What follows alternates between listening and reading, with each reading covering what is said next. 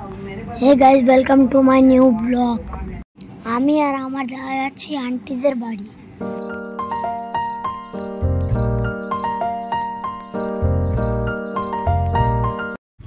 আমি আন্টিদের বাড়ি পৌঁছে গেছি।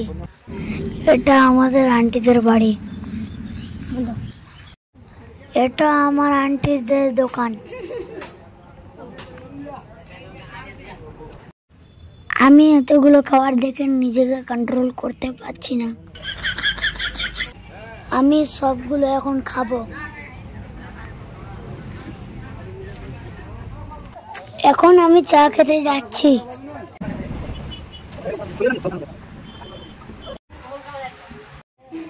খাওয়া দাওয়া করার পর এখন বাড়ি যাচ্ছি। এখন আমরা টোটোতে উঠে গেছি। কিছুক্ষণের মধ্যে আমরা বাড়ি পৌঁছে যাব। এখানে কি সুন্দর ভিউ দেখা যাচ্ছে।